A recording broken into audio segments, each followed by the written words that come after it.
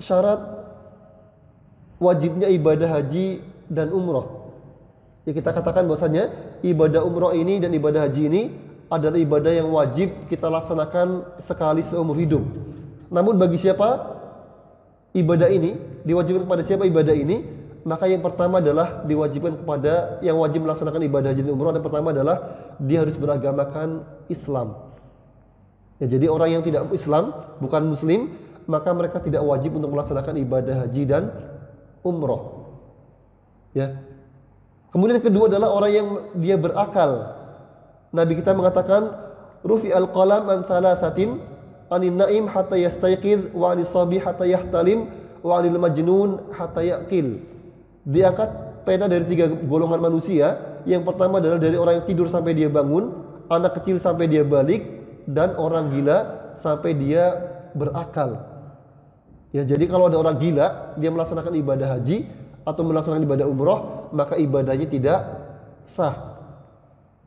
Tapi kalau umpamanya gilanya gilanya ini gila yang datang dan pergi, kadang gila kadang waras, ya maka ketika orang ini melaksanakan dalam kondisi waras, maka orang ini ibadahnya diterima oleh Allah Ta'ala. Namun kalau dalam kondisi gilanya sedang kambuh, maka ini tidak diterima oleh Allah Ta'ala. Jadi di sini ya, ketika orang gila ini melaksanakan ibadah haji atau umrah, maka ibadahnya tidak diterima oleh Allah Ta'ala. Kemudian selanjutnya adalah ibadahnya anak yang sudah balik. Nabi kita mengatakan, ayu masabiyin hajjah thumma balahul hinsa fa'alaihi an yahujja hajjatan ukhra, wa ayu ma'abdin hajjah thumma u'tiqa fa'alaihi hajjatan ukhra. Anak kecil manapun yang dia berhaji kemudian dia balik, maka wajib berhaji.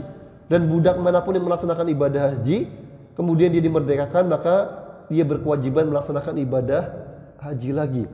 Jadi kalau mamanya ada orang tua mendaftarkan anaknya atau membawa anaknya yang masih kecil untuk berangkat ibadah haji, maka ketika anak ini dewasa, maka ibadah hajinya ini, anak ini masih perlu melaksanakan ibadah. Ketika dia mampu untuk melaksanakan ibadah haji, maka dia wajib untuk melaksanakan ibadah haji lagi ketika dia sudah dewasa. Karena haji yang masih kecil ini tidak sah, atau sah, namun ketika dia dewasa wajib untuk melaksanakan ibadah haji lagi. Karena haji yang kecil, ketika dia kecil ini belum dianggap sebagai haji yang wajib. Dan orang tuanya yang membawanya ini mendapatkan pahala dari ibadah haji yang dikerjakan oleh sang anak. Ya. Kemudian selanjutnya adalah merdeka, bukan seorang budak. Ya, sebagaimana hadis tadi bahwasanya budak yang dia melaksanakan ibadah haji sebelum dia merdeka, maka hajinya ini dianggap belum memenuhi kriteria kewajibannya. Kemudian selanjutnya adalah mampu untuk melaksanakan ibadah haji. Allah mengatakan, walillahi 'alan nasi hijjul baiti man istata'a ilaihi sabila. Dan kewajiban manusia kepada Allah Ta'ala adalah melaksanakan ibadah haji ke Baitullah jika ia mampu melakukan perjalanan ke sana. Apa yang dimaksud dengan mampu? Maka yang dimaksud dengan mampu adalah yang dia memiliki bekal ke sana, untuk berangkat ke sana, dan memiliki kendaraan untuk berangkat ke sana. Sebagaimana hadis Nabi SAW dari sahabat Ibnu Umar, beliau bertanya, qama rajulun dan Nabi, seorang laki-laki berkata kepada Nabi, manil haji ya Rasulullah, siapa itu orang yang berhaji wahai Rasulullah? Nabi mengatakan, asya'tu at-tafal, yaitu orang yang dia kusut rambutnya dan bau badannya. Jadi orang yang haji ini, makanya di antara larangan ibadah haji adalah kita memakai parfum, memakai wangi-wangian.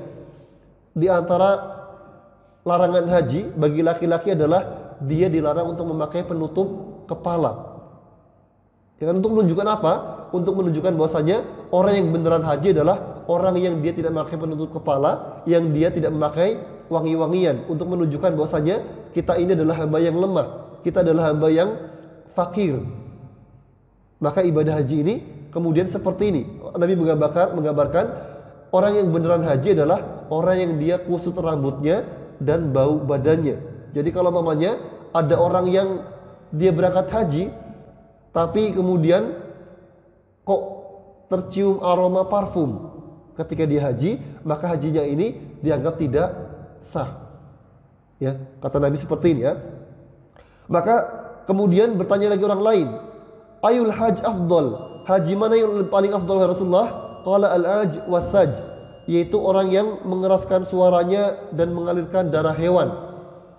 Ya, jadi orang yang paling keras suaranya, orang yang mengeraskan suara labbaik Allahumma labbaik, ya, mengeraskan suara seperti ini adalah haji yang paling utama. Orang yang mengucapkan kalimatnya labbaik Allahumma labbaik dengan suara pelan, ini hajinya haji biasa. Ya, jadi yang paling utama adalah dia mengangkat suaranya untuk menunjukkan bahwasanya hajinya adalah haji yang paling utama. Kemudian ya, yang seorang bertanya lagi, ya Rasulullah, mas sabil, apa yang disebut dengan manis atau ilai sabila? Orang siapa yang orang yang mampu untuk melaksanakan ibadah haji? Maka Nabi mengatakan azad wa rahilah. Orang yang mampu untuk melaksanakan ibadah haji adalah orang yang dia memiliki bekal dan memiliki kendaraan untuk berangkat ke sana. Ya, jadi orang yang punya bekal untuk ibadah haji, yang dimaksud dengan bekal di sini adalah dia memiliki bekal untuk berangkat ke sana dan pulang kembali ke negerinya. Dan yang dimaksud dengan bekal di sini adalah dia juga memiliki memiliki bekal untuk keluarga yang ditinggalkannya. Jadi kalau mamanya uangnya pas-pasan hanya untuk berangkat dan kembali saja, sementara yang ditinggalkan tidak memiliki apa-apa, maka orang tersebut tidak wajib untuk melaksanakan ibadah haji. Jadi ada yang untuk dibawa dan orang yang untuk ditinggalkan di rumah. Jadi kalau uangnya hanya untuk berangkat saja, yang di rumah tidak memiliki apa-apa, maka orang ini belum dianggap sebagai orang yang mampu dan tidak memiliki bekal, sehingga tidak wajib baginya untuk melaksanakan ibadah haji. Kemudian adanya kendaraan, dia punya bekalnya tapi nggak ada kendaraan yang ke sana, pesawatnya tidak ada, maka orang ini tidak wajib untuk melaksanakan ibadah haji. Ya. Kemudian di antara para ulama ada yang menambahkan orang yang wajib haji adalah, di antara makna mampu adalah di sini adalah amannya perjalanan. Kalau umpamanya sudah punya bekal, ada kendaraan ke sana, tapi perjalanannya tidak aman, sedang terjadi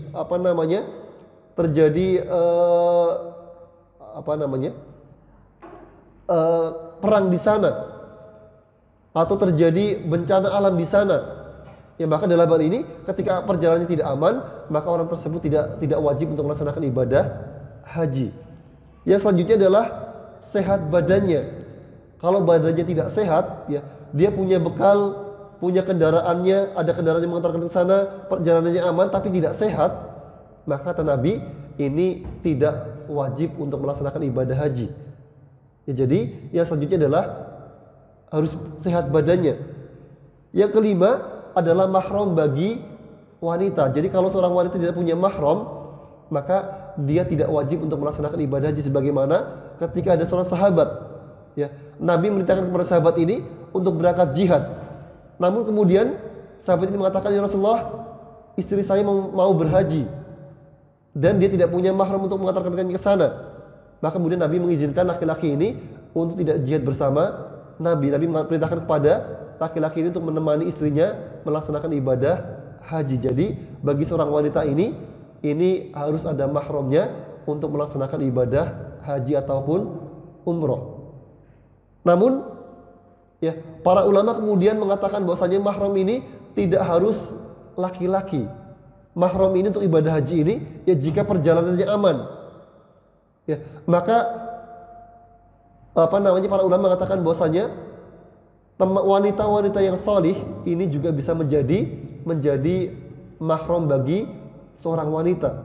Jadi jika ada temannya, dua orang wanita yang salihah, dua orang muslimah yang salihah, maka ini dalam rombongan hajinya, maka wanita ini bisa menjadi mahram bagi sang wanita.